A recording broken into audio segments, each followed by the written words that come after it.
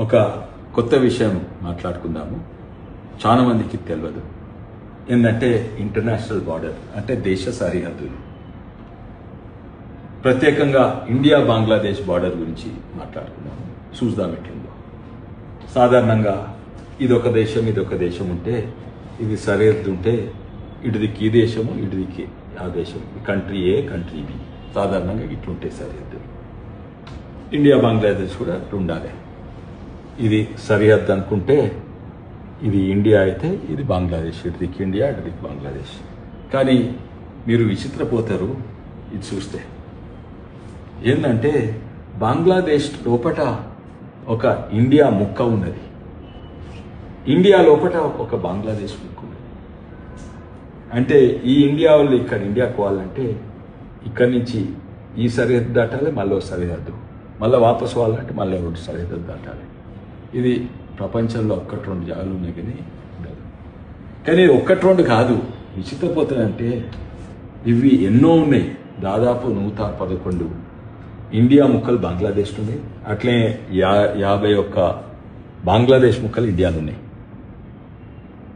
కానీ ఇంతకంటే విచిత్రం ఎన్నో ఉన్నాయి. కానీ చూద్దాం ఇప్పుడు ఇక్కడి నుంచి ఇక్కడ పోవాలంటే ఎట్లా. ఇంతకంటే విచిత్రం ఏంటంటే ఇది ఇండియా, ఇండియా లోపల బంగ్లాదేశ్, బంగ్లాదేశ్ లోపల ఇండియా, మళ్ళీ ఇండియా లోపల మళ్ళీ ఇంకో బంగ్లాదేశ్ ముక్కున్నది. దీన్ని ఏమంటారంటే ఎన్క్లేవ్స్ అంటారు. దీన్ని ఫస్ట్ ఆర్డర్ ఎన్క్లేవ్. ఇది ఇండియన్ ఎన్క్లేవ్ ఇన్ బంగ్లాదేశ్, ఇది బంగ్లాదేశ్ ఎన్క్లేవ్ ఇన్ ఇండియా అంటారు. ఇది ఫస్ట్ ఆర్డర్ ఎన్క్లేవ్. ఇది సెకండ్ ఆర్డర్ ఎన్క్లేవ్. అంటే ఎన్క్లేవ్, ఇండియా ఎన్క్లేవ్ లోపల ఇంకో బంగ్లాదేశ్ ఎన్క్లేవ్ ఉన్నది. అట్లా సెకండ్ ఆర్డర్ ఎన్క్లేవ్ అంటారు. కానీ ఇంకా మీరు నమ్మరు, ఇంకా విచిత్రపోతారు. ఏంటంటే థర్డ్ ఆర్డర్ ఎన్క్లేవ్స్ కూడా ఉన్నాయి. అంటే ఇది ఇండియా, ఇది బంగ్లాదేశ్, బంగ్లాదేశ్ లోపల ఇండియా, ఇండియా లోపల బంగ్లాదేశ్, బంగ్లాదేశ్ లోపల మళ్ళీ ఇండియా. అట్లే ఇటు దిక్కు కూడా ఉన్నాయి.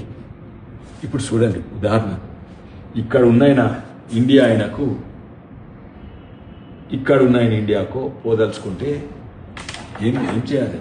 వీళ్ళకి ఇక్కడ చుట్టాలు ఉండరు అనుకోండి, అయితే పెళ్ళి అవుతుంది అనుకోండి, ఇక్కడ నుంచి ఇండియా నుంచి బంగ్లాదేశ్ దాటాలి, ఒక్క ఇంటర్నేషనల్ బార్డర్ దాటాలి ఒకసారి ఫస్ట్ టైం. బంగ్లాదేశ్ నుంచి ఇండియాకి దాటాలి రెండోసారి, ఇండియా నుంచి బంగ్లాదేశ్ దాటాలి మూడోసారి, మళ్ళీ బంగ్లాదేశ్ నుంచి ఇండియా దాటాలి, మళ్ళీ ఇండియా నుంచి బంగ్లాదేశ్ దాటాలి, మళ్ళీ బంగ్లాదేశ్ నుంచి ఇండియాకి దాటాలి. 6 సార్లు ఇక్కడ ఈ ఇండియా నుంచి ఇండియాకు వాళ్ళంటే 6 సార్లు ఇంటర్నేషనల్ బార్డర్లు సరిహద్దు దాటాలి.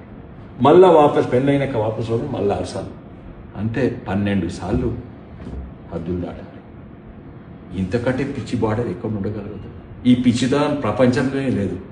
కానీ పార్టీషన్ అప్పుడున్న నాయకులు గిట్లనే చేసిండ్రు. ఎందుకు చేసిండ్రు అవన్నీ తర్వాత చెప్తాం. కానీ దీనివల్ల ఏంది, ఎంతోమంది బంగ్లాదేశ్ వాళ్ళు ఇక్కడికి వచ్చి ఇక్కడ పోయి వాపసు పోయినారు, ఇక్కడనే ఉండిపోయినరు. లక్షలాది కాదు కోట్లాది మంది బంగ్లాదేశ్ వారి కంటే ఎక్కువ మంది ఇక్కడికి వచ్చిండ్రు ముస్లిమ్స్, ఇక్కడనే ఉండిపోయినరు. ఇక్కడ రేషన్ బియ్యము, ఓటర్ ఐడీలు అన్నీ తీసుకున్నారు. ఎప్పటి సంది జరుగుతూనే ఉన్నాయి, మొన్నటి వరకు ఇక్కడే జరుగుతున్నాయి. లక్షలాది కోట్లాది మంది అస్సాం పోయి ఇప్పుడు అస్సాం మాదే అంటున్నారు. ఎంతోమంది బెంగాల్కి వచ్చిండ్రు, బీహార్కి వచ్చిండ్రు, యూపీకి వచ్చిండ్రు. అదే కాక యమునా తీరంలో జుగ్గీస్ అంటారంటే గుడిసెలల్లో వీళ్ళే ఉంటున్నారు, ఉండనిస్తున్నారు. ఇట్లా ఫ్రీగా ఇట్నుంచి అటు పోయేటట్టు. ఇట్నుంచి ఎవడు పోతారు అక్కడ. కానీ వీళ్ళందరూ అయితే ఇక్కడికి కోట్లాది మంది వచ్చిండ్రు. డెమోగ్రఫీ మార్చిండ్రు. అండ్ వీళ్ళు ఓట్ బ్యాంక్గా తయారైండ్రు. ఎవరు ఓట్ బ్యాంక్లో మీకు తెలుసు. ఢిల్లీ మీద జుగ్గీలకు ఎవరు ఓటేస్తారు, అస్సాంలో వీళ్ళు పోయిన వాళ్ళు ఎవరు ఓటేస్తారు. ఇక్కడ నిజంగానే ఇట్లా కొనసాగుతుంది. ఇది 111 ఎంక్లేవ్స్ ఇటుంటారు, అక్కడ 51 ఎంక్లేవ్స్ అట్టున్నాయి. కానీ ఇది నిజమైన మ్యాప్. ఇంతకుముందేమో ఉదాహరణకి నేనే దించింది. ఇదేమో నిజమైన మ్యాప్ వాషింగ్టన్ పోస్ట్ చేసింది. ఇది ఇండియా, బంగ్లాదేశ్లో ఇండియా ఉంది, ఇండియాలో మళ్ళీ బంగ్లాదేశ్ ఉంది, బంగ్లాదేశ్లో మళ్ళా ఇంకో ఇండియా. దహాలా ఖార్గ్ బారి అని ఒక గ్రామం, థర్డ్ ఆర్డర్ ఎన్క్లేవ్. ఇది నిజమైన మ్యాప్. ఇది కూడా ఇవన్నీ చుక్కలన్నీ ఎన్క్లేవ్స్ అనమాట. ఇది అంటే ఇది ఎప్పటి వరకు ఉన్నటువంటి 65 ఏళ్ళు 60 years ఆఫ్ ది స్టూపిడిటీ నడుస్తూ ఉన్నది. ఇంత పిచ్చి బార్డర్లు. బంగ్లాదేశ్లో ఇండియా, ఇండియాలో బంగ్లాదేశ్, బంగ్లాదేశ్లో మళ్ళీ ఇండియా అంట.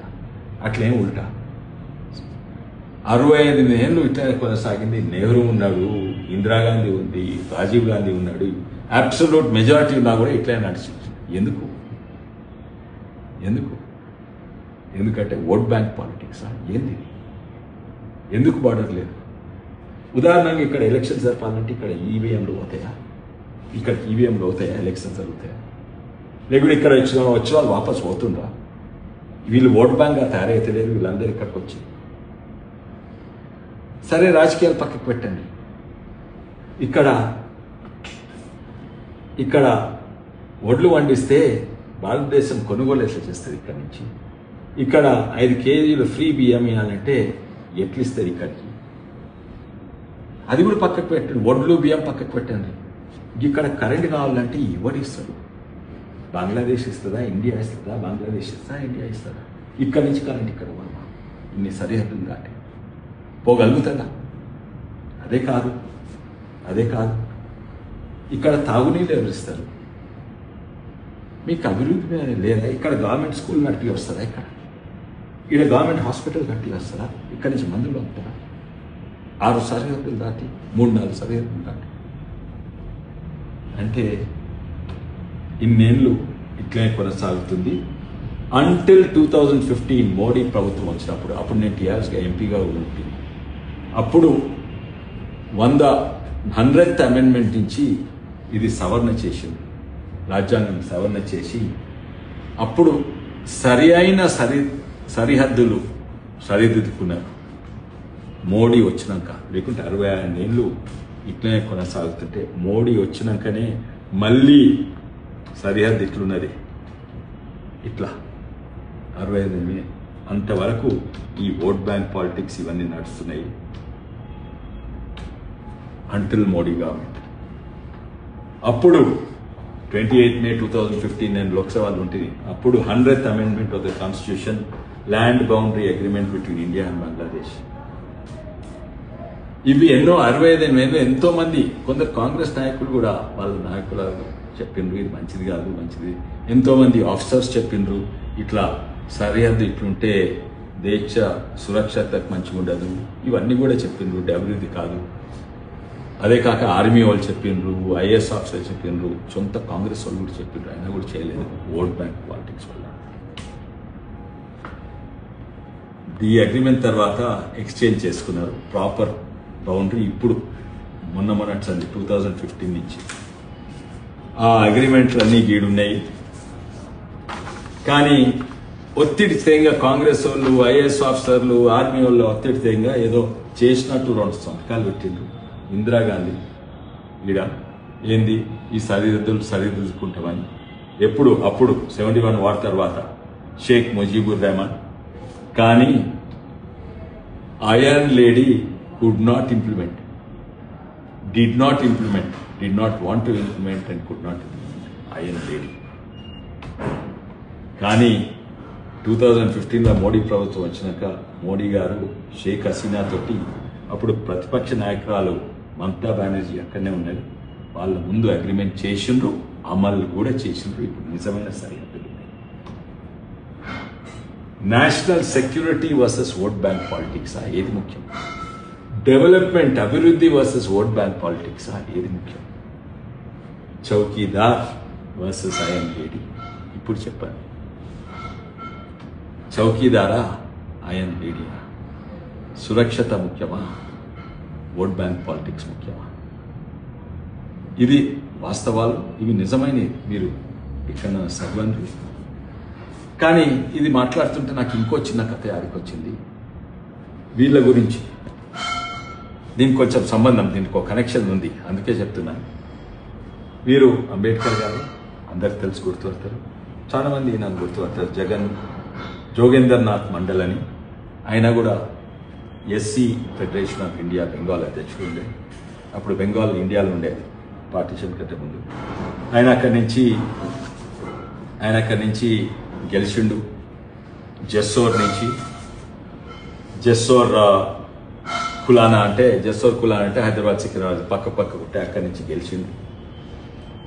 అయితే అంబేద్కర్ గారు కాన్స్టిట్యూన్స్ చాలా చదువుకున్నాయన. ప్రపంచంలో బహుశా ఇంత జ్ఞానం ఉన్నాయన చాలా తక్కువ ఉండే. ఏషియాలో అయితే లేకుండే. Double PhD. వీళ్ళ ముందు గాంధీ నెహ్రూలేమో జస్ట్ లా డిగ్రీ చేసిండు, కానీ ఈయన డబుల్ పిహెచ్డి చేసిండు. ఈయనకంటే పెద్ద సమర్థులు ఉండాలి. అయితే ఈయన ఎట్టి పరిస్థితిలా రావద్దని కొంతమంది కోరుకుండే. ఎవరికో తర్వాత చెప్తాను. ఏది కాన్స్టిట్యూన్స్ అసెంబ్లీకి ఎలక్ట్ కావద్దు. అయితే ఈయన అంబేద్కర్ గారు ఎక్కడి నుంచి, ఆయన మహారాష్ట్ర నుంచి. మహారాష్ట్రలో అప్పుడు కాంగ్రెస్ టాప్ ఉండే. అయితే మహారాష్ట్ర నుంచి టికెట్ దొరకకుండా, మహారాష్ట్ర నుంచి నిలబడకుండా చేసిండ్రు. అయితే అంబేద్కర్ ఎక్కడి నుంచి, తమిళనాడు నుంచా, కాశ్మీర్ నుంచా, ఎక్కడి నుంచి. అయితే ఈ మహానుభావుడు అప్పుడు బెంగాల్, ఈ మహానుభావుడు జెస్సూర్ కులా నుంచి ఆయన సీట్ త్యాగం చేసి నా దగ్గర నిలబడన్నారు. అయితే బెంగాల్ నుంచి మహారాష్ట్ర అయినా బెంగాల్ అంటే అవి ఇప్పుడు పాకిస్తాన్, తర్వాత అప్పుడు పాకిస్తాన్ అయింది, తర్వాత బంగ్లాదేశ్. ఈయన సీట్ త్యాగం చేసి ఈయనకి ఇచ్చిండు. ఇక్కడి నుంచి గెలిచిండు. ఎక్కడి నుంచి, జెస్సోర్ కులానా నుంచి అంబేద్కర్ బెంగాల్, మహారాష్ట్ర అయినా అక్కడ గెలిచిండు. ఆ ఎలక్షన్స్ అప్పుడు ఈయన ఇంతకుముందు కొట్లాడినప్పుడు కాంగ్రెస్ పార్టీకి విరుద్ధంగా కొట్లాడింది. అసలు ఎస్సీ అయినా కూడా ఒక పెద్ద గొప్ప కాంగ్రెస్ భూస్వామి పెద్ద లీడర్ తోటి కొట్లాడి గెలిచింది. అదే సీట్ ఈయన త్యాగం చేసిండు. ఈయన గెలవాలంటే అందరు సపోర్ట్ ఇవ్వాలి. అప్పుడు కష్టంగా ఉండేది. అయితే ఈ మహానుభావుడు ఈయన ఎవరంటే మదన్ మోహన్ మాల్వియా. ఈయన హిందూ మహాసభ అధ్యక్షుడుండే. ఈయన సపోర్టు, ఈయన త్యాగంతో ఈయన బెంగాల్ నుంచి కాన్స్టిట్యూంట్ అసెంబ్లీ గెలిచిండు. ఇది చరిత్ర. వాస్తవాలు చెక్ చేసుకోండి. అదే కాదు, దీనికి బార్డర్కి ఏం సంబంధం అంటే ఈ జెస్సోర్ కులానా ఉన్నది కదా, ఆ రెండు గ్రామాలు నగరాలు పక్కకు దీని నుంచి గెలిచింది కదా, అక్కడి నుంచి అంబేద్కర్ గెలిచింది కదా. అంబేద్కర్ను ఈ ప్రాంతం గెలిపించిందని ఆ కక్షతోటి ఈడ హిందూ మెజారిటీ ఉన్నా కూడా అది బలవంతంగా పాకిస్తాన్తో కలిపేసిండు. అప్పుడు నెహ్రూ వాళ్ళు, అప్పుడున్న కాంగ్రెస్ ప్రభుత్వం ఈ ప్రాంతం హిందూ మెజారిటీ ఉన్నా కూడా ఇక్కడి నుంచి అంబేద్కర్ను గెలిపించునని అది అక్కడ ఇచ్చేసింది. అప్పుడు ఇన్ఫ్లుయెన్స్ కూడా ఉండేది మధ్యలో ఉన్న, అది కూడా పక్కకు పెట్టి అది ఇచ్చేసింది. ఎందుకు కక్షణ అంబేద్కర్ మీద? ఎందుకంటే ఈ ప్రాంతము ఈయన గెలిపించిందని పాకిస్తాన్ కలిపేసింది. ఇది నిజమైన వాస్తవాలు, చరిత్ర. ఇది అందరికి కూడా తెలిసి ఉండాలి. ఎందుకంటే ఒకటి అది పెట్టుకోవాలి, అందరూ కూడా ఎన్నో పొలిటికల్ పార్టీస్ అన్ని తప్పులు చేస్తారు. కొన్ని మంచి పనులు కూడా చేస్తారు, కొన్ని చెడు పనులు చేస్తారు, ఎంతోమంది నాయకులు. కానీ ఈ విషయంలో అయితే కాంగ్రెస్ పార్టీ అధ్యక్షులు అందరూ కూడా దేశానికి, మన అంబేద్కర్కు, మన ప్రాంతానికి, దేశ సురక్షతకు, దేశ అభివృద్ధి కొరకు చాలా ఈ విషయంలో నష్టం చేశారు. అందరికీ ధన్యవాదాలు. మరోసారి భారత్ మాతాకి జై. జై హింద్.